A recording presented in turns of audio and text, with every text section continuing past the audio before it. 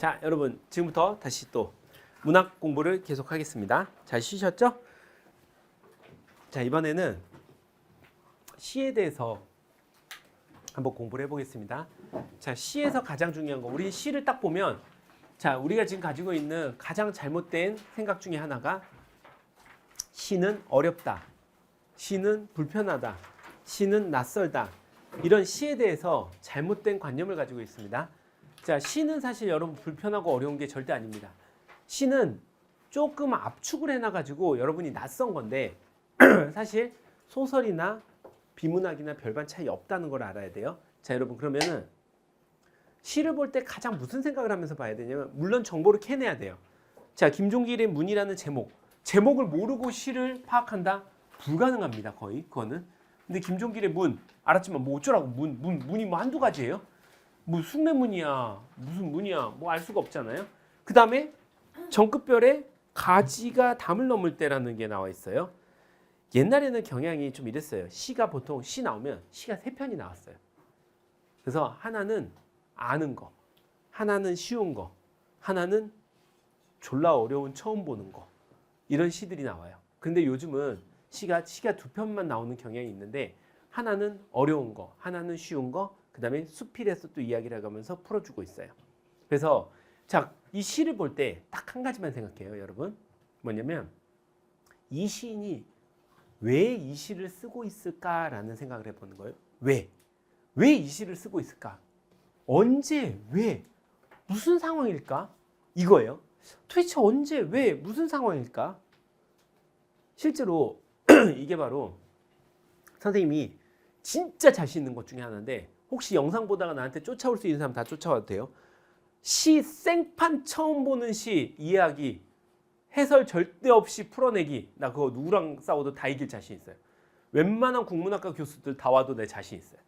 이게 왠 줄 알아요? 이유가 있어요. 이게 미술사학 때문에 그래요. 미술사학이 아트 히스토리인데, 우리는 선생님이 대학 다닐 때 20대 때 했던 것 중에 하나가 뭐냐면, 우린 그림을 주어줘요. 그림을 주어준 다음에 이 그림이 뭘 그렸을까라고, 왜 이런 그림을 그렸을까 한번 본인이 추측을 해보는 거예요. 그러면은 예를 들면은 빈센트 반 고흐의 별에는 반 보면은 사이프러스 나무가 왜 저렇게 그려져 있지? 달이 왜 저기 있지? 구름이 일부 있어요. 저기 보이는 교회 십자가는 무슨 뜻일까? 이런 고민들을 하면서 사실은 자살 직전에 죽음을 맞이하고 있는 한 사람이 마지막에 동네 높은 산에 올라가서 그 산에서 밑에를 쳐다보면서 자기 인생을 좀 정리하고 있으면서 별과의 만남을 기다리고 있다라는 그런 느낌이 들어요. 실제로 우리가 수업을 처음 할 때 정말 재밌는 일이 한번 있었어요.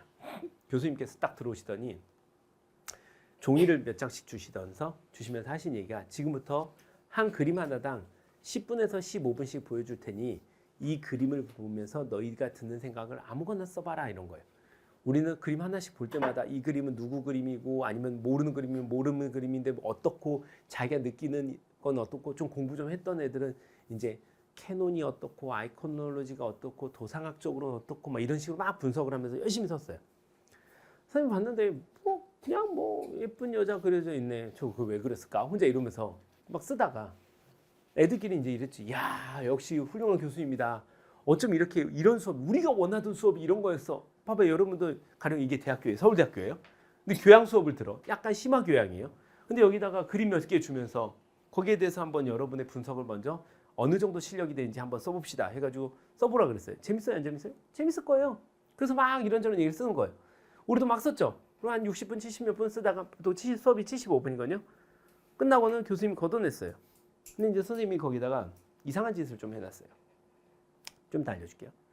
그랬더니 교수님이 그 다음 시간이 됐어요. 우린 그때 이 교수님이 원래 악명 높은 교수님이었거든요. 학점 잘 안 주고 졸라 빡세기로 유명한 교수님인데, 이 교수님이 이러면서 수업을 좀 질질 끌었어요. 그러고 나서는 이제 수강 신청 변경 기간이라는 게 있거든요. 한 2주 정도 지나면 끝나요. 수강 신청 변경 기간 딱 끝나니까, 얘들아 변경 끝났으니까 네 이러니까, 자 그럼 이제 진짜 공부할까? 네? 이러니까 그때부터 악마의 자료를 주기 시작하면서 다 한자, 다 영어. 자, 지금부터 요즘에 챗GPT가 번역해 주지만 우리 때는 그 사전에 다 찾아봐서 다 썼어야 돼요. 그리고 나서 레포트. 미쳐버려요. 근데 이 교수님이 두 번째 수업 때 딱 오시더니 한 말이 그러신 거예요. 너네 저번 시간에 지금 한 5, 60명 있던 아이들, 우리 학생들 다 썼더라고. 저 그림에 대해서 느낌 봐. 근데 니네 생각이 어쩜 이렇게 다 똑같냐? 5, 60명의 생각이 그 그림에 다 똑같다는 거예요. 독특한 애가 없어. 근데 송재열 누구야? 이런 거예요, 갑자기. 내 윤희처럼 맨날 이런 자리 앉거든요, 앞자리. 그래서 네, 전데요. 그랬더니 얘가 제일 독특해 이러는 거예요. 제가 왜요? 하고 난 까먹고 있었죠. 근데 봤더니 내가 뭔 짓 해놨냐면 그림 5개 쭉 골라놓고 밑에다가 솔직히 뻔한 말이 나올 것 같아서 좀 튀고 싶어가지고 이 그림 5개 솔직히 우리 친구들 써봤자 비슷한 말 쓸 것 같다 라고 써놨어요. 근데 난 여기서 독특한 생각을 하나 했다. 그림 5개가 우선 공통적으로 우울하다. 다 어둡다. 근데 이 어두운 그림을 고른 사람은 조교가 아니라 교수님이 직접 골랐을 것이다. 근데 그 교수님이 언제 그림을 골랐을까 생각해봤는데 우리 수업이 오후였으니까 오전에 골랐을 거다. 근데 오전에 이 어두운 그림을 골랐다는 이유는 기분이 안 좋았던 게 분명하다. 근데 40대 중반 정도로 추정되는 우리의 교수님이 기분이 안 좋았다는 이유는 전날 사모님과 말다툼을 통해 오전에 밥을 못 얻어먹고 나오신 교수님의 가능성이 굉장히 강하다고 생각한다. 그래서 이 그림은 전적으로 그림이 하나하나가 중요한 게 아니라 그 그림에 5개에 묻어있는 선택한 어쩌면 저자로 볼 수 있는 그 저자의 마음이 굉장히 우울하고 어두웠을 것이다 판단한다 적어놨어. 미친놈처럼. 선생님 진짜 그렇게 적어놨어. 근데 교수님이 송재열 누가 해서 근데 전대 그때 얘가 제일 황당해. 그래서 너 뭐? 내가 마누라랑 싸우고 왔다고? 사모님하고? 뭐라고? 이러면서 그때부터 이제 겁내 친해졌죠. 그런 일이 있었어요. 근데 진짜 우리가 하는 일이 뭐냐면 나중에 서울대에 가면 미술사학과 수업 한번 들어봐요. 괜찮은 수업들이 있거든요. 그러면 서양 미술에 대한 이해 뭐 이런 것들 보면 진짜 그 그림을 놓고 이 그림이 왜 이렇게 그려졌을까라는 고민들을 많이 해요. 근데 그게 바로 시랑 똑같아요. 이 김종길의 문이라는 시를 보면 전 선생님 정말로 이 시 해설을 안 봤어요. 선생님은 여러분한테 저번에 진달래꽃, 5월 햇살 그런 거 시 해설 없어요. 그리고 진달래꽃은 시 해설 보면 화가 나요. 진짜 무슨 고등학생이 불교적인 승화를 통해 꽃을 헌화를 하고 지랄 연병 엽차. 여러분 고등학교 혹시 얼마 전에 절에 가서 헌화하고 오신 분 손 들어봐요. 있어요? 없죠? 여자친구한테 꽃을 줄지언정 헌화는 무슨 얼어 죽을 그렇잖아요. 말도 안 되는 소리예요. 사실 마음은 다 똑같아요. 17세면 17세, 19세면 19세 비슷하지. 그런데 시에 대한 해설을 전혀 보지 않았는데 시가 보여요. 지금부터 선생님이 보는 요령을 알려줄 테니까 김종길의 문, 이 시가 왜 쓰여졌을까라는 생각을 하면서 같이 읽어봅시다. 자, 여러분 따라오세요. 흰 벽에는 자 내가 동그라미 하는 거 시는 잘 읽으려면 단어를 잘 발췌를 해야 돼요. 단어 잘 뽑기라고 써놔요. 거기다 단어 잘 뽑기. 팔쪽 펴요. 단어를 잘 뽑아야 돼요. 흰 벽에는 흰 벽 동그라미. 어련히 해들 적마다 나뭇가지가 그림자 되어 떠오를 뿐이었다. 그러한 정밀이 천년이나 머물렀다 한다. 정밀 동그라미, 천년 동그라미. 그냥 흰 벽에 해가 드니까 어때요? 나뭇가지가 그림자 되어 떠오를 뿐이다. 이게 뭔 말일까? 나중에 설명해 줄게요. 선생님 추정이에요. 100% 맞다는 아닌데 들으면 일리는 있을 거야. 단청은 연년이 빛을 잃어 두리 기둥에는 틈이 생기고 틈 동그라미. 기둥 동그라미. 볕과 바람이 쓰라리게 스며들었다. 볕과 바람 동그라미 쓰라리게. 그러나 험상궂어 가는 것은 서럽지 않았다. 험상궂어 가는 것. 험상궂어 동그라미 서럽지 않았다. 기왓장마다 푸른 이끼가 안고 세월은 소리 없이 쌓였으나 세월 동그라미. 문은 문 동그라미. 상기 닫힌 채 동그라미. 멀리 지나가는 바람 소리에 귀를 기울이는 바람 소리 동그라미. 밤이었다. 밤 동그라미. 뭔 말이야? 그냥 이런 풍경만 생각해봐요. 기둥이 있고 거기가 쭉 갈라져 가지고 벽과 바람이 스며들어요. 근데 그게 험상궂지가 않대요. 기와장에 이끼가 쌓이고 세월이 지나가는 거예요. 근데 문이 하나 있어요. 문이 닫혀 있어요. 그리고는 지나가는 바람 소리 정도만 귀를 기울이고 있대요. 상상이 돼요? 그냥 문 서 있다고 생각하고 문이 조용히 지나간 바람 소리에 귀 기울이고 있는 거예요. 그 다음이 이제 중요해요. 주춧돌 놓인 자리에 주춧돌 동그라미. 가을 풀은 우거졌어도 봄이면 돋아나는 푸른 싹이 살고 그리고 한 그루 진부는 꽃이 피는 나무가 자랐다. 유달리도 푸른 높은 하늘 동그라미. 유달리란 말이 있으면서 푸른 높은 하늘이 있대요. 눈물과 함께 눈물 동그라미. 아득히 흘러간 별 동그라미. 총총히 돌아오고 동그라미. 끊어요. 여기서.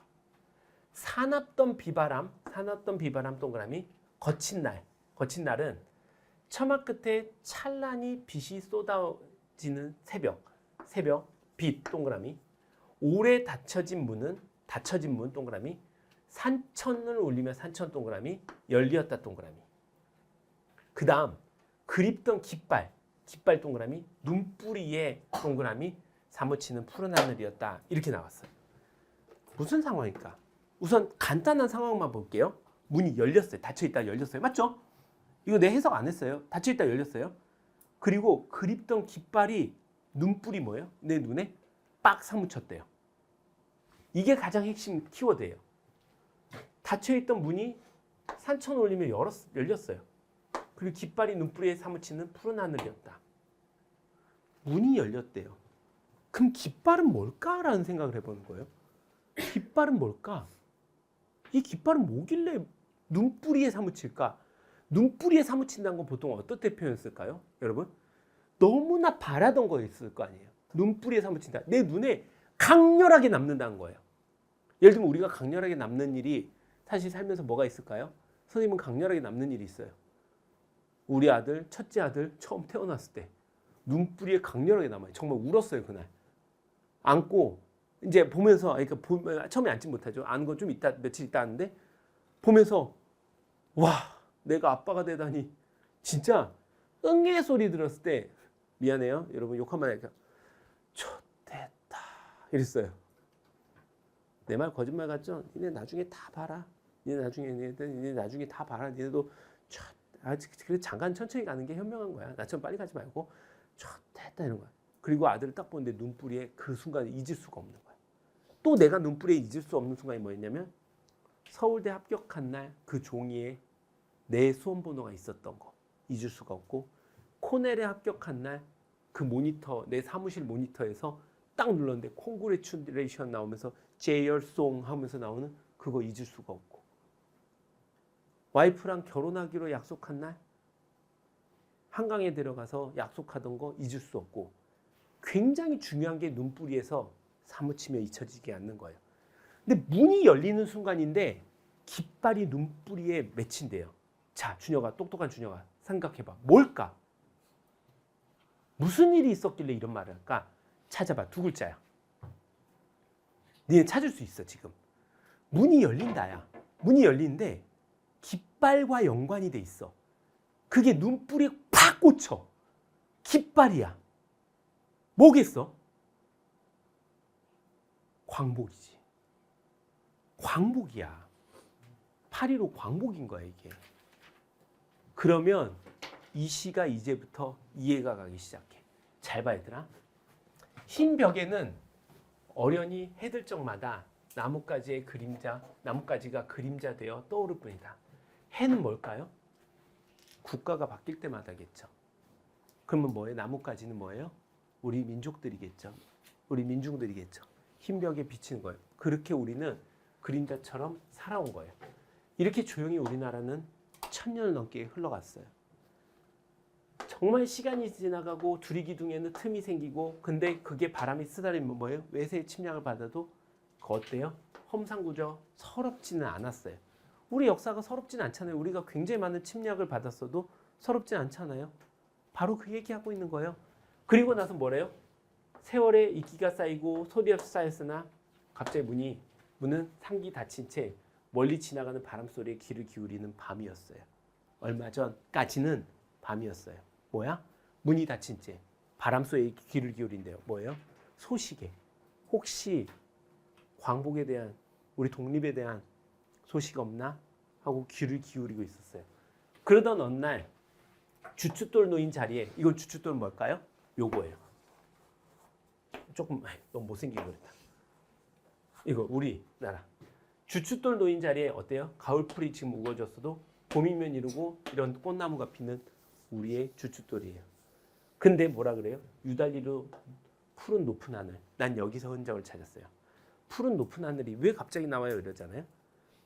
여러분 8월 초에 입추라는 게 있어요. 입추. 뭐예요? 가을이 온다는 거예요. 지금으로부터 열흘 뒤가 입춘일 거예요. 2월 5일인가가 입춘이더라고요. 얼마 전에 찾아보니까. 선생님이 이걸 되게 기다리고 있어요. 선생님이 봄을 겁내 좋아하거든요. 왜냐면 겨울이 있어서.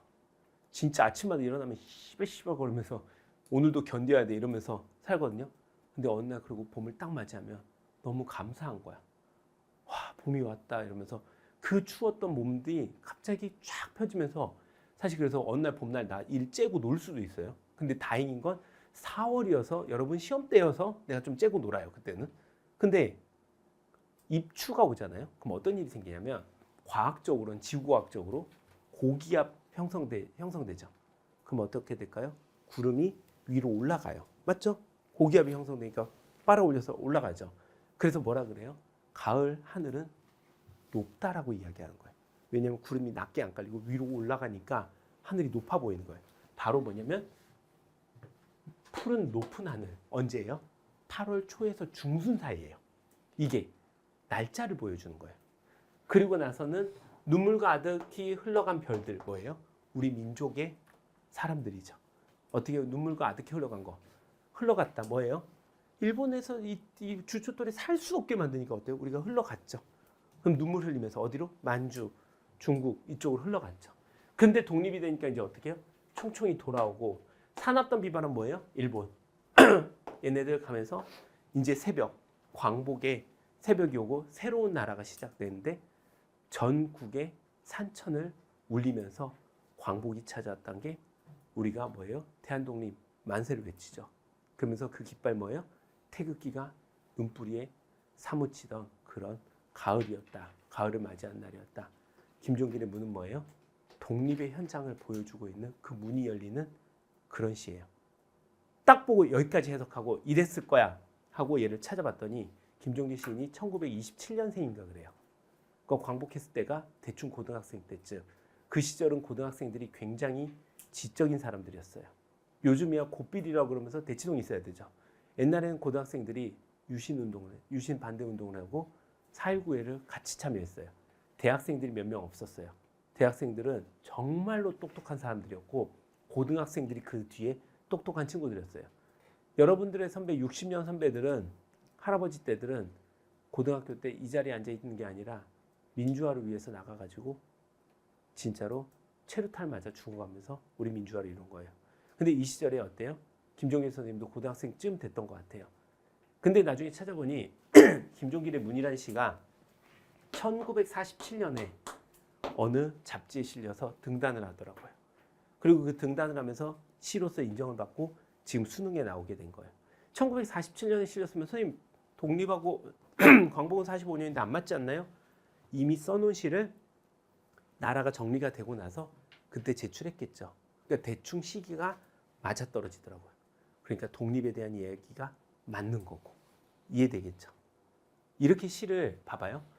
선생님은 딱 이 시 읽으면서 키워드만 찾은 거예요. 눈뿌리 깃발이 뭘까? 문이 열린다는 새벽이 뭘까?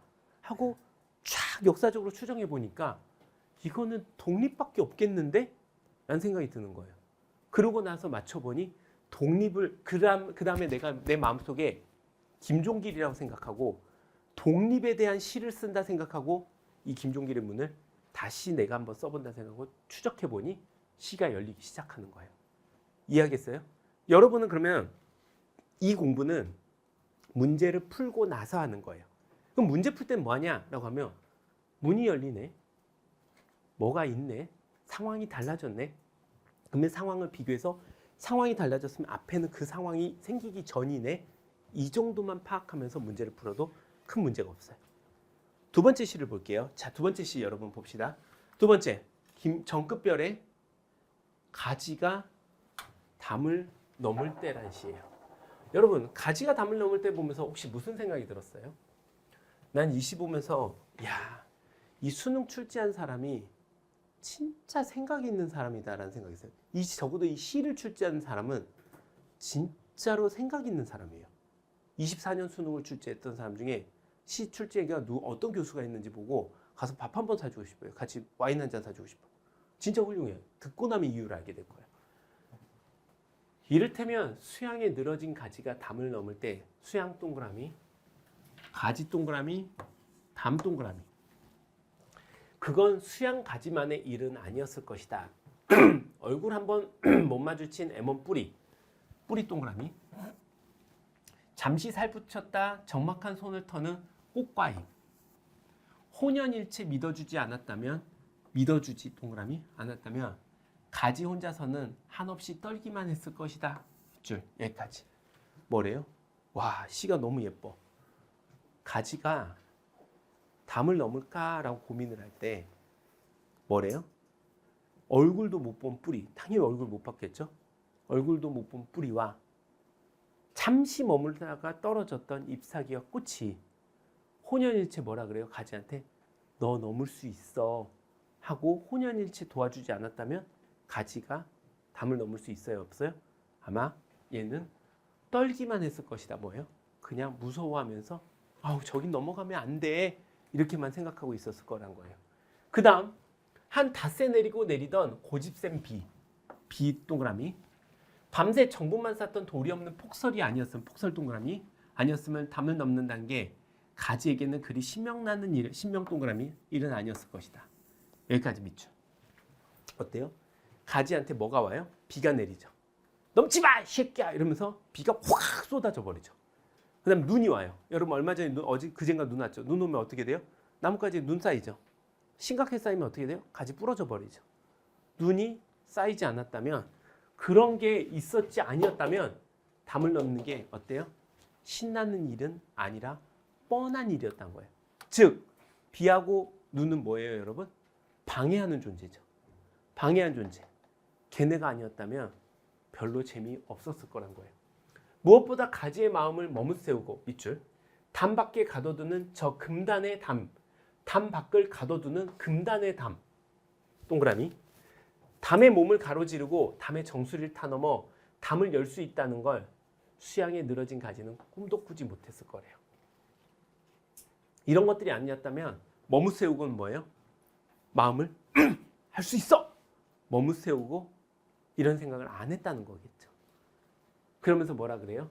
그러니까 목련 가지라든가 감나무 가지라든가 줄장미 줄기라든가 담쟁이 줄기라든가 가지가 담을 넘을 때 가지에게 담은 뭐래요? 가지에게 담은 담 동그라미 무명의 획을 긋는 획 동그라미 도박이자 동그라미 도박 동그라미 도반 어때요? 함께 돌을 닦는 벗이었을 것이다 라는 뜻이에요. 마지막에 뭐라 그래요? 얘네들 나무들이 담을 넘는 건 그냥 넘는 게 아니라 획이 그어져 있는 딱 한계선을 정해놓은 너 여기 넘지 마. 너는 이거 안 돼. 거기를 침범하고 넘어보려는 도박이자 돌을 닦는 함께 벗들과 넘어가는 것이지 않냐라는 얘기예요. 이 얘기는 그럼 뭔 얘기를 하고 있냐면 우리 오늘 시험을 보는 수험생들아 너희가 지금까지 해왔던 공부 지금부터 해야 될 너희들의 공부가 가지와 똑같다는 거예요. 그 가지를 보면 뭐예요? M1 뿌리. 누구도 옆에서 나한테 특별히 보이지 않는 존재들이 있을 수도 있고 한 거예요. 잠시 머물러 갔던 꽃잎과 꽃과 잎. 이게 누구냐면 송지열 선생님이에요. 또는 정주영 원장님이에요. 이런 사람들 잠시 있다가 가잖아요. 혼연일체 서로 니네들을 믿어주지 않는다면 너희가 내가 서울대를 어떻게 가? 내가 의대를 어떻게 가? 아니야, 할 수 있어. 같이 가자. 넘어가 보자는 거예요. 그리고 너무 뻔하게 사는 게 아니라 이번에 맞았는데 3등급 맞았어. 이번에 4등급 됐어. 공부 포기할까? 아니, 그런 비하고 눈이 있었기에 다시 정신 차리고 아니야 씨, 나 할 수 있어. 내가 왜 못해? 머뭇세우면서 또 담을 넘으려고 노력을 한다는 거죠. 그러면서 그 담을 결론 넘어가는 그 모습 자체가 뭐예요? 자기의 무명의 획 뭐예요? 보이지 않는 천장이라고 그러죠. 너희들은 여기까지만 살아라고 사회적으로 주어진 거를 어쩌면 넘어가는 그리고 다음 세상을 이어가는 도박이자 어쩌면 돌을 닦는 것과 같은 것이다 라는 이야기로 이 시가 해주고 있는 거예요. 정말 이 두 시 여러분 어때요? 그냥 수능에 나온 시인데 예슬아 어때? 감동적이지. 시가 얘들아 이렇게 재밌는 거야. 어떤 애가 그런 얘기 하더라고. 선생님 유튜브로 시 한번 찍어보라고. 진짜 재밌을 거라고. 듣는 내내 약간 좀 감동이 같이 느껴진다고. 시만 계속 해보래 나한테. 시간 나면 시간이 없어. 근데 시에서는 그러면 무슨 생각을 해야 되냐. 가지는 쉬운 시였어. 아 이렇게 담을 넘는구나 하면서 가면 되는 거고 가시가 어려웠던 시였어. 근데 가시가 어려워도 여기는 찾을 수 있지 얘들아. 문이 열렸다. 깃발이 눈뿌리에 있었다. 그전엔 문이 닫혀 있었다. 이런 정도 상황을 알 수 있었겠지. 자, 그 다음 문제 한번 봅시다. 문제. 그 다음 다는 여러분이 이것만 조심해서 읽으면 돼요. 다에서는 다가 개 짜증나는 수필이었거든요. 왜 짜증나냐면 있는 거 한번 찾아봅시다. 몇 개 있나? 하나, 둘, 셋, 넷, 다섯, 여섯, 일곱, 여덟, 아홉, 열, 열한, 관두자. 자, 계속 있는 거인데 이게 함정이 있었어요. 첫 번째 초반만 잘 읽으면 그 다음에 무슨 말인지 다 아는 거였어요. 자, 한번 같이 읽어봅시다. 너는 있는 것이 병이라고 생각하는 거냐? 송재로 스님한테 병자예요? 왜냐 자꾸 까먹으니까. 자, 있는 것이 병이라고 생각하냐? 있는 것은 병이 아니다. 있는 거 괜찮대요. 너는 잊지 않기를 바라냐? 안 잊고 싶어. 잊지 않는 것이 병이 아닌 것은 아니다. 잊지 않는 것이 뭐래요? 병이 아닌 것이 아니다. 뭐예요? 잊지 않는 것이 병이라는 거예요. 잊지 않는 게 병이다. 그렇다면 잊지 않는 것이 병이 되고 있는 것은 도리어 병이 아니란 말은 무슨 근거로 할까? 자, 잊지 않는 거 계속 기억하고 있는 건 병이 되고 잃는 것은 오히려 병이 아니란 말은 무슨 근거로 할까? 되게 중요한 얘기 있죠. 잊어도 좋을 것을 잊지 못한 데서 연유한다. 잊어도 좋을 것을 잊지 못한데 어때요? 지나가다 사소한 것들 친구하고 예를 들면 말 한마디 하고 한 거 계속 들고 가잖아요 우리가. 그런 거 잊어도 되는 걸 잊지 못하니까 뭐예요? 공부에도 방해가 되고 여러 가지 문제가 생긴 거예요. 잊어도 좋을 것을 잊지 못한 사람에게 잊는 것은 병이라고 치자. 그렇다면 잊어서는 안 되는 것을 잊는 사람에게는 어때요? 잊어서 안 될 것도 있겠죠. 우리가 지켜야 될 규칙, 우리가 마음 먹어야 될 것들. 그것을 잊는 사람에게 잊는 것이 병이 아니라고 말할 수 있다? 잊는 것이 병이 아니다.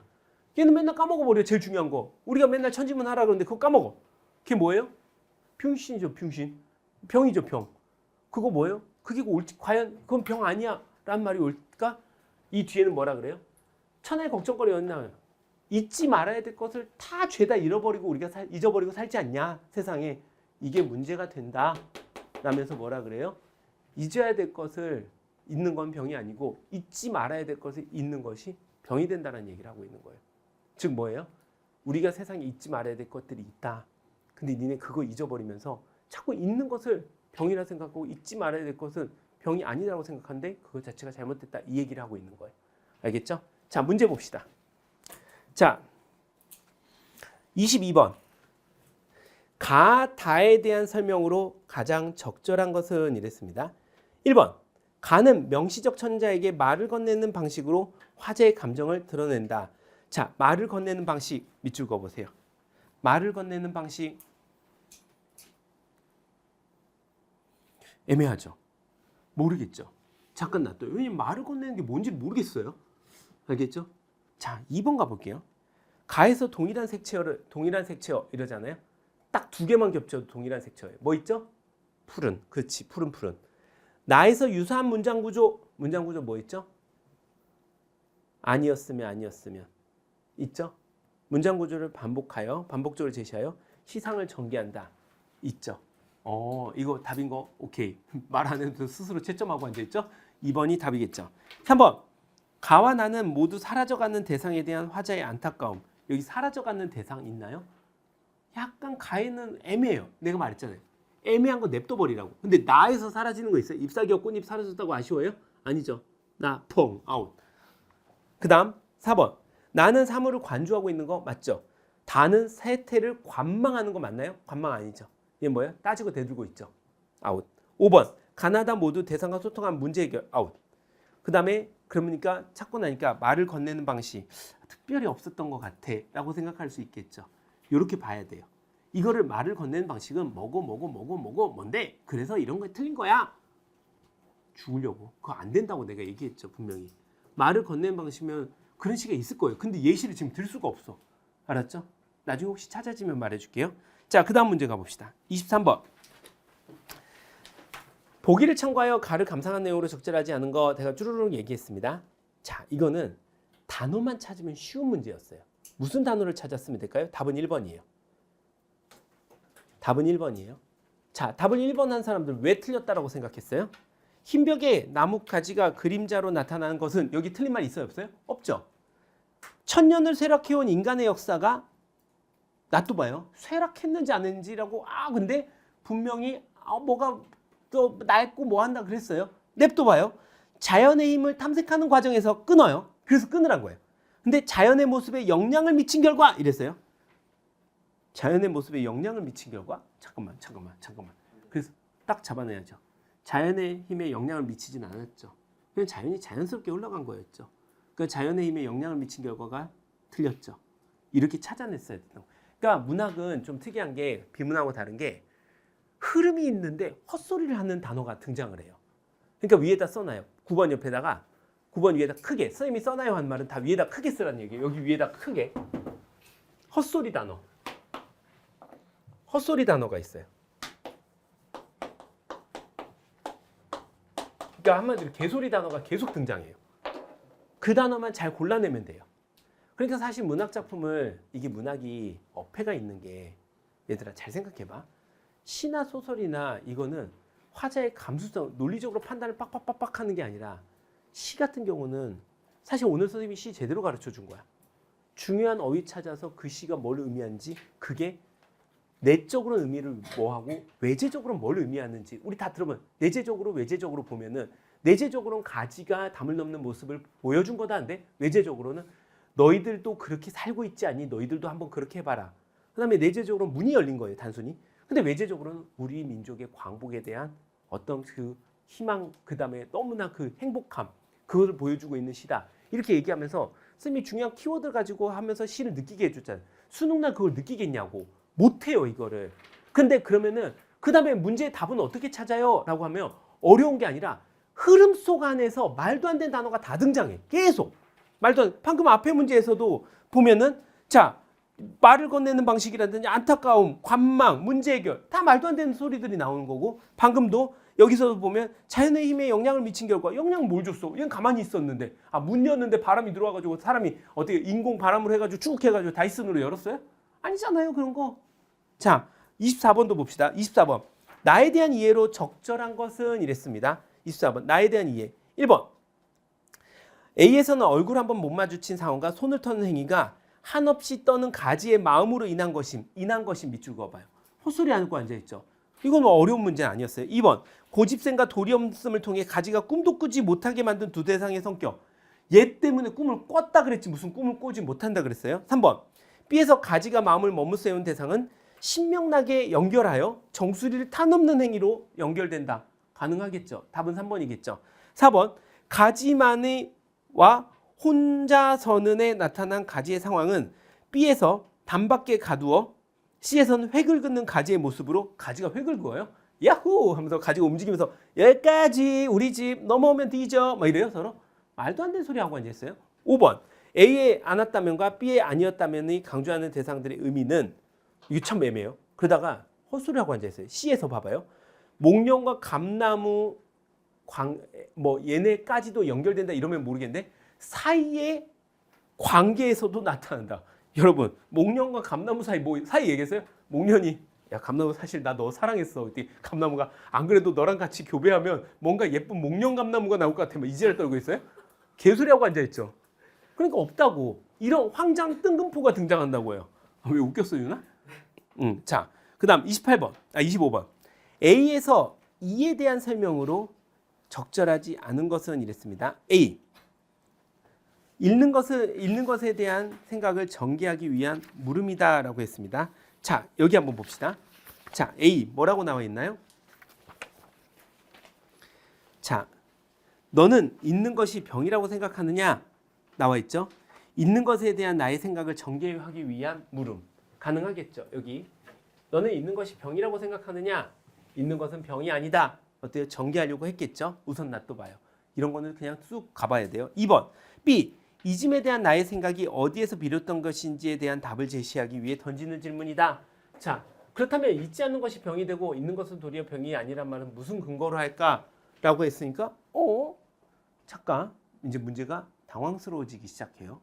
조금. 3번 선생님 말했죠. 당황하지 말고 어때요? 돌격부대. 우린 계속 가보는 거예요. 3번 이즘에 대한 나가 제시한 가정적 상황이 틀리지 않았음을 강조. 틀리지 않았음 강조 밑줄 그어봐요. 그 말이 옳을까? 그럼 다시 봅시다. 그렇다면 잊어서 안 되는 것을 잊는 사람에게 잊는 것은 병이 아니다라고 말할 수 있다. 그 말이 옳을까? 하면서 이 뒤에 내용이 뭐라 그래요? 옳지 않다라고 나오죠. 여기에서 조금 흔적을 찾을 수 있어요. 얘는 대표적으로 세모표 쳐놔야 돼요. 4번 뒤에서 잊지 못하는 것과 잊어버린 것의 관계를 대비적 표현을 통해 제시함으로써 자 뭐래요? 여기 먼 것을 보고 나면 가까운 것을 잊고 새 것을 보고 나면 먼 것을 잊는다. 어때요? 대비적인 표현을 통해 제시하며 맞죠? 이즘에 대한 나의 생각을 드러내는 진술. 아 이제 좀 어때요? 이해되기 시작하죠. 아 이거 이제 뭐 묻는 건지 알겠다. 그 다음에 5번을 보면 이즘의 대상을 제대로 구분하지 못할 때 일어날 수 있는 일을 열거하여 이즘에 대한 나의 생각이 옳음을 강조하는 이 뭐예요?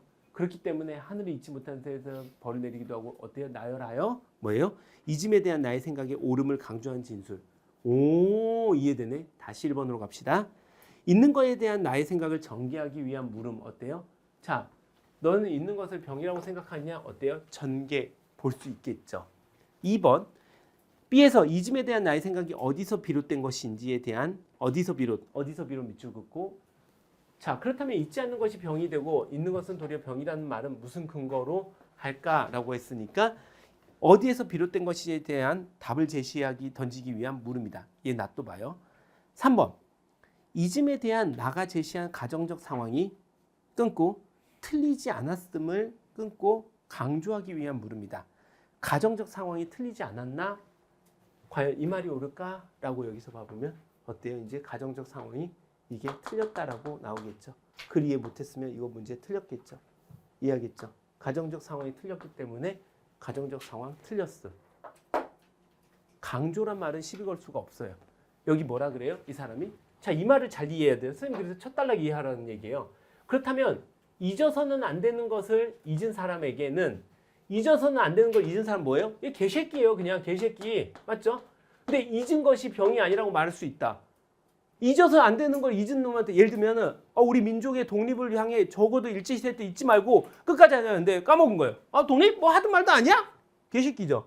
그런 애한테 야 잊는 것이 병이 아니야. 너 괜찮아. 괜찮아. 그럴 수도 있지. 이거 옳은 말이에요? 틀린 말이잖아요. 그게 틀렸다는 거예요. 이해하겠죠? 근데 방금 봤죠? 1, 2, 3, 4, 5, 1, 2, 3 돌아오니 하나씩 제껴지면서 조금 더 처음보단 3번의 답과 2번보다 3번이 더 답이란 거 가까이 가죠. 그리고 여기서도 못 찾아지면 세모표를 쳐야 되는 거예요. 알겠죠? 그러니까 당황하지 말고 선생님도 풀다 보면 오씨 이거 다 뭐야? 헐? 이러거든요. 나도 그래요. 사람인지라. 근데 가다 보면 추려져요. 왜냐하면 선생님이 대치동에서 유일하게 말하는 거 하나 있잖아요. 문제를 풀면서 우리는 지문에 더 가까이 다가간다. 라고 얘기했잖아요. 계속. 문제를 풀면서 잘 봐요. 여러분. 지금 이 정도 문제 풀고 나니까 어때요? 시 좀 더 이해 잘 되고 이즘에 대해 논한 거 이해 더 잘 되죠. 소설도 아까 이제 다 풀고 나니까 어때요? 훨씬 이해 잘 되고 있죠. 상황이. 무슨 말인지 알겠죠? 선생님 아까 소설 있잖아요. 여러분. 김원전하고 그 골목 아닌가? 나 설명 안 해줬어요. 지금. 근데 여러분이 소설 이해돼요? 안 돼요? 이해되죠. 이게 문제 풀면서 이해된다고. 그래서 문제하고 유기적으로 연결해 가면서 머리를 복합적 사고를 해야 수능이 풀어지는 거예요. 알겠죠? 자, 마지막으로 우리 일동장류가 넘어가 봅시다. 자, 쭉 가서 11쪽. 안 했니? 미안. 자, 26번. 그래. 고마워. 이게 패드로 하다 보니까 가끔 넘어가 버려요. 확대했다가. 자, 26번. 기역과 니은에 대한 이해로 가장 적절한 것은 이랬습니다. 기역, 문이고 니은은 가지야. 1번. 기역은 주변 대상의 도움을 받으며 미래로 나아가고, 미래 이런 말도 왜 등장하지? 니은은 주변 상에게 도움을 주며 미래를 대비한다. 뭐 주변 상에 도움 줬니? 아니겠죠. 헛소리한다 그랬죠. 2번. 기역은 자신의 자리를 지켜내는, 니은은 자신의 영역을 확장하는. 또 봅시다. 3번. 기역은 주변과 단절된 상황을 극복하려고 하고, 니은은 외부의 간섭을 최소화하려는. 어때요? 니은이 확실히 틀렸으니까 또 틀렸죠. 4번. 기역과 니은은 외면의 변화를 통해 내면의 불안을 감추려고 한다. 어때요? 그런 거 있어요? 없어요? 없죠. 5번. 기역과 니은은 과거의 행위에 대해 반성하는 모습을 보인다. 삽소리하고 앉아있죠. 그러면 정답은 몇 번으로 갈까요? 2번으로 가겠죠. 27번. 보기를 참고하여 나, 다를 감상한 내용으로 적절하지 않은 것 이랬습니다. 나와 다에서는 주체가 대상을 바라보고 사유하여 얻은 인식이 드러난다. 이는 대상에서 발견한 새로운 의미를 보여주는 방식이나 대상의 속성과 주목하여 얻은 깨달음을 제시해주는 방식으로 나타난다 라고 했습니다. 이게 27번 얘들아. 27번도 옆으로 쫙 그어놓고, 그러니까 화살표 해놓고, 이것도 멘탈 쓸어버리는 문제야. 그냥 시간 질질 끄는 개 짜증나는 문제지. 자, 1번. 나는 수양을 부분으로 나눠 살펴보고 부분들과 관계가 혼연일치한 것을 발견해 수양이 하나의 통합된 대상이라는 인식. 어때? 가지, 뿌리, 꽃잎 다 하나로 통합된 거 가능하겠지. 2번. 다해서 잊어도 좋은 것과 잊어서는 안 될 것에 대해 사유하여 타인과 자신의 관계 속에서 지켜야 할 자세에 대한 깨달음. 어때? 충분히 가능하겠지. 3번. 다는 내재적인 것과 외적인 것을 서로 바꾸어 사람들의 특성에 주목해 이즘의 본질에 대한 깨달음이 바람직한 삶의 태도로 이끈다는 거. 어때? 이즘에 대한 여기 얘기하고 있었던 거지. 오케이. 4번. 나는 담쟁이 줄기의 속성에 주목해 담쟁이 줄기가 담을 넘는 수도 있다는. 다는 잊어서는 안 될 것에 주목해 있는데 안 될 것에 있는데 주목해 내적인 것을 잊으면 외적인 것에 매몰된다는 인식. 여기서 이야기들이 나오니까 가능하겠죠. 5번 볼게요. 나는 담의 의미를 사유하여 담이 도박이자 도반이라는 끊어요. 뭐 그래요. 다는 예의나 분수를 잊지 않아야 함에 주목해 끊어요. 예의나 분수를 잊지 않아야 주목해 끊어요. 오케이. 여기까지 별 문제 없네요. 끝까지 문제 없죠 얘도. 근데 마지막에 뭐라 그래요? 잊지 않는 것이 병이 아닌 것은 아니. 잊지 않는 것이 병이 아닌 것은 아니. 그러니까 뭐예요? 잊지 않는 것은 병이다는 거죠. 잊지 않는 것은 병이다는 깨달음을 드러내는군 이랬어요. 뭔 관계? 뭔 관계 얘랑? 담 넘는데 깨달은 거예요? 가지가 까먹어가지고 깨달은 거예요? 말이 안 되는 헛소리하고 앉아있죠. 그래서 봐봐요. 문학에는 헛소리가 되게 많이 등장해요. 보고 나면. 알겠죠? 그래서 선생님이 여기 글자에 헛소리 단어 나온다고 얘기한 게 바로 문학의 특징들입니다. 알겠죠? 자, 그 다음 가봅시다. 일동장류가. 자, 일동장류가는 아마 읽어본 학생들이 있었으면 훨씬 더 좀 편안했을 건데 이런 거는 사실 일동장류가 나오면 되게 고마운 일이죠. 왜냐면 보통의 일동장류가는 그러니까 수능 공부할 때 자료로서 공부하긴 해요. 나중에 선생님이 이게 현강이다 보니까 고전을 다 해줄 수는 없는데 선생님이 고전 찍신 한번 해볼게요. 그러니까 수능 특강에 나오는 고전은 당연히 줄 거고 그 다음에 고전 몇 개 내가 송지열이 중요하다 생각한 고전집을 만들어서 하나 줄게요. 알았죠? 그래서 그것도 한번 공부해보고 가는데 다행히 요즘 현대 고전 운문과 운문 쪽은 고전으로 나오진 않아요. 선생님 때는 관동별곡이 주요 단골이셨거든요. 시댕 옛날 말로 나와요. 삼이, 송미 다 옛날 말로 나와요. 개 짜증나요. 그랬었는데 요즘은 그래도 현대어로 풀이가 돼서 나옵니다. 같이 한번 읽어봅시다. 장풍에 돛을 달고 육선이 함께 떠나 삼현과 군악소리 해산을 진동하니 물속의 어룡들이 능당히 놀라리라. 거기까지 끊어요. 무슨 장면이에요? 장풍에 돛을 달았어요. 육선이 함께 떠나 6개의 배인가 보죠. 사명과 군악소리 해산을 진동하니 뭐예요? 바다와 산을 진동하니 물속의 어룡들 뭐예요? 물속에 있는 용들이 어때요? 응당히 놀라리라. 쿵쿵쿵 이러고 떠나니까. 여기까지. 해구를 얼른 나와 5, 6도를 뒤에 지고 어때요? 해구가 그러니까 대충 항구인가 봐요. 그리고 나서 5, 6도 부산에서 출발하는가 봐요. 5, 6도라는 섬은 부산에 있으니까 5, 6도를 뒤에 지우고 뭐예요? 저 고국을 돌아보니 야색이 아득하여 아무것도 아니 배고 연해 각진포에 불빛 두어 점이 구름밖에 뵐만하다. 여기까지 또 끊어져요. 어때요?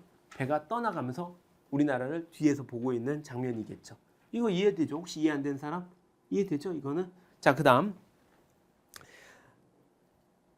배 방에 누워있어 내 신세를 생각하니 가뜩이 심란한데 대풍이 일어나서 어때요? 바람이 일어나서 태산같이 성난 물결 천지에 자욱하니 이제 어때요? 태풍이 일어났나 보죠. 크나큰 망곡주가 나뭇잎 불리듯 어때요? 배 이름이 망곡주인가 봐요. 잎사귀처럼 흉 이러고 있는 거예요. 망곡주가 잎사귀 불리듯 하늘에 올랐다가 지함에 내려오니 어때요? 흉 올라갔다가 바이킹 타고 있네요. 쾅 하면서 하고 있겠죠. 지함에 내려지니 12발 쌍돛대는 차처럼 굽어 있고 쉰 두 폭 초석 돛은 반달처럼 배불렀네. 어때요?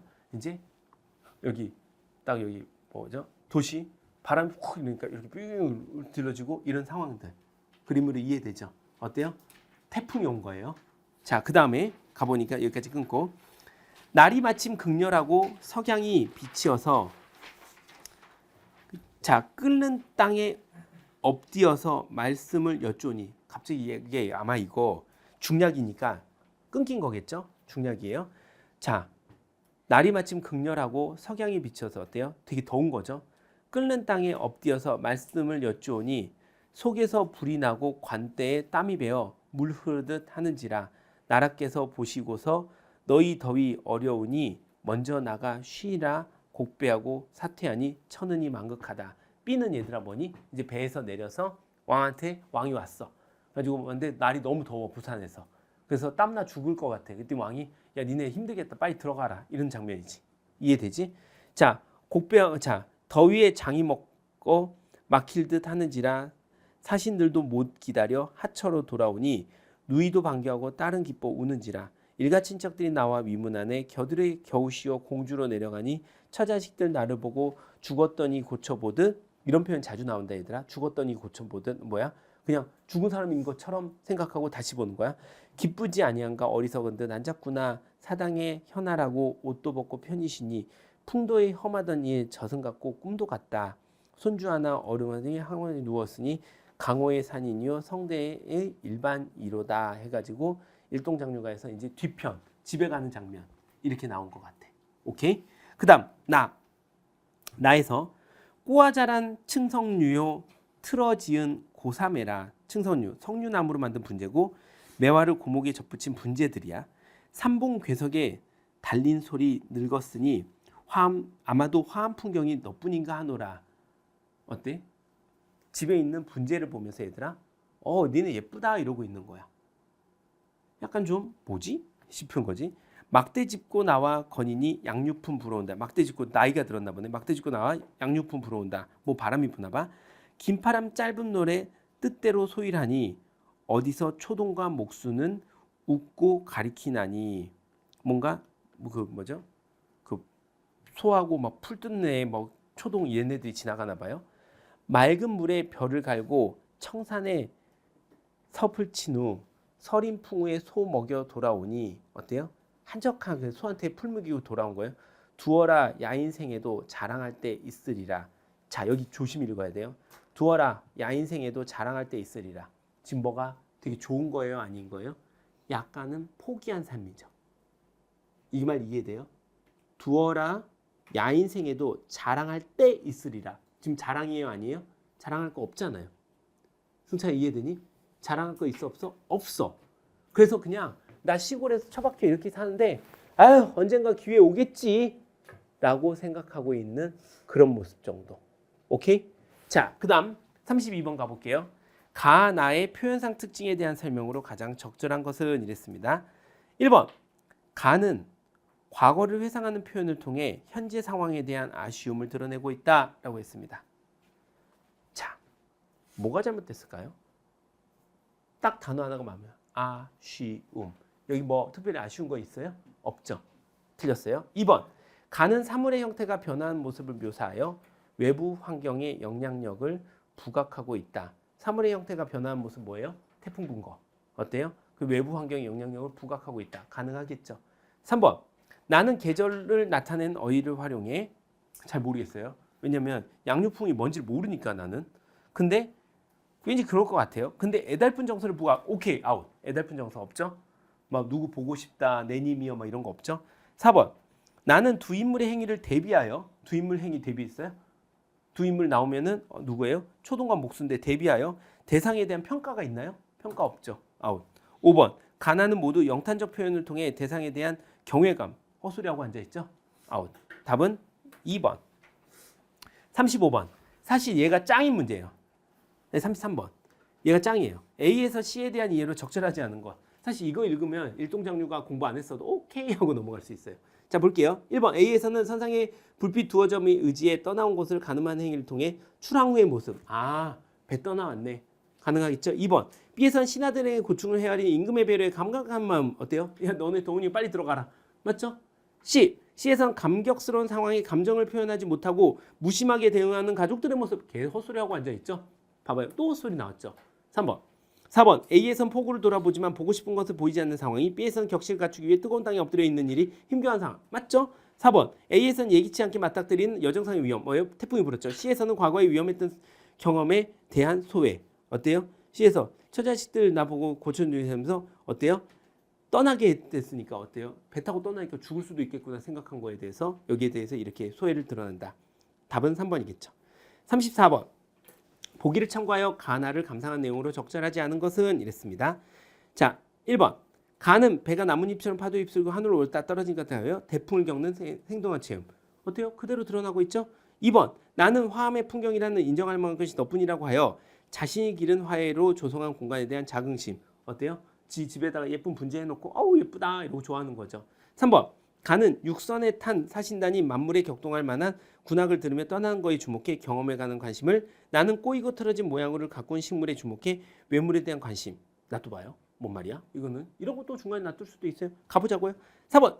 가는 배에서 신세를 생각하는 모습으로 사인길의 복잡한 심사를 나에서는 청산에서 삶에서 느끼는 자랑스러움을 야인생애로 표현하여 겸양의 태도를 여기서 12월 단어가 딱 생기죠.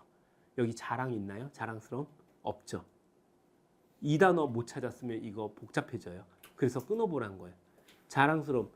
나시에서는 자랑스러움이 전혀 드러나지 않고 아쉬움 쪽이 더 오히려 강해요. 그냥 기다리고 있는 모습이에요. 5번. 가에선 집으로 들어와 한가하게 지낸 성대를 누린 삶에 대한 만족감 있었죠. 나의 양육풍의 가문에 뜻대로 소이라는 강호의 삶에 대한 자족감. 그래서 5번이 흔적을 약간 준 거예요. 자족감하고 어때요? 자랑스러움 여기하고는 조금 충돌이 생겨요. 그래서 눈치가 졸라 빨라야 돼. 이런 문제 풀 때요. 알겠죠? 답은 4번이 되겠습니다. 자, 오늘은 얘들아 오늘 문학에 대한 공부들을 좀씩 해봤어. 자, 가영아 문학 조금 알겠니? 무슨 말인지? 아직도 그냥 문학을 잘 모르겠어? 어렵기만 해? 문학 근데 계속 왜냐면 익숙하지가 않아서 그럴 거야. 왜냐면 우리가 문학을 접할 때 대부분이 어떻게 접했냐면 내신에서 외우는 걸로 접해버렸어. 그러다 보니까 수능처럼 뜬금포 튀어나온 것들에 대해서 이걸 어떻게 대처해야 되지 하는데 오늘로서 선생님이 소설은 확실하게 알려줬어. 오늘 집에 가서 연습해봐. 끊어. 등장인물 찾아내. 뽑아내. 어떤 상황이야? 그리고 주인공은 누구야? 송재열. 콕콕콕콕 이러고 막 혼자 놀았던 거 하면 아 그렇구나 생각할 수 있겠죠 여러분. 그리고 나서 소설은 그 장면만 엮어서 가면 글들에 대한 이해도가 확 올라가고 그것도 다 이해 못하면 옆에 문제에서 사이드로 쳐줘요. 그러면서 뭐가 등장해요? 헛소리가 등장하기 시작해요. 그럼 그 단어들이 안 맞으니까 끊어주면 돼요. 시는 정말 어려워요. 시 어렵게 내버리면 끝장나요. 근데 시에서도 그나마 알 수 있는 건 첫 번째 제목 보고 어떤 상황일까 정도. 시를 이해하려고 하지 말고 어떤 상황일까 정도. 그리고 문제에서 천천히 접근해가면서 조각한다. 즉 레고 만든다 생각하고 하나씩 하나씩 왔다 갔다 하면서 붙이다 보면 헛소리들 제외하고 가다 보면 시가 더 이해되면 헛소리가 답에 가까워지겠죠. 오늘은 그렇게 하는 훈련을 배운 거예요. 자, 3일 뒤에 훈련을 해보고 한 4일 뒤쯤 훈련해보면 까먹었다가 다시 기억하면서 아, 이게 이랬구나 이랬구나 하면서 갈 거고, 시는 오늘로 끝이 아니에요. 비문학 계속 번갈아가면서 공부할 거고, 여러분 이제 곧 다음 주 문학하고 나면은 이제 모의고사 푸는 연습도 시킬 거예요. 왜냐면 산모 대비해서 산모에 가만한 사람 몇 명 생겨야지. 1등급은 당연하고. 제일 이쁜 애들이 한 저녁 7시쯤 쌤 또는 대장님 1등 화이팅! 딱 이렇게 보내는 인간들. 아, 이뻐 죽겠더라고요. 알았죠? 여러분도 할 수 있어요. 1 안 나오기만 해봐. 진정한 클리닉이 시작될 테니까 2등급 세척 클리닉을 돌려드리겠습니다. 아시겠죠? 오늘 긴 시간 동안 고생 많았고 다들 고생했습니다. 오늘 일요일이니까 이제 집에 가서 좀 편안하게 쉬면서 한 주를 정리해보는 거, 공부를 열심히 하기보다 오늘 한 주 동안 내가 어떻게 살아왔는지 정리 한번 해보고 공부에서 잘한 거 못한 거 몇 가지 꼽아보고 다음 주는 이렇게 공부해야지라는 또 어때요? 머뭇거리는 마음을 가지고 가지처럼 이제 훌륭히 담을 넘는 그런 사람이 되기를 바라겠습니다. 오늘 수업은 여기서 끝.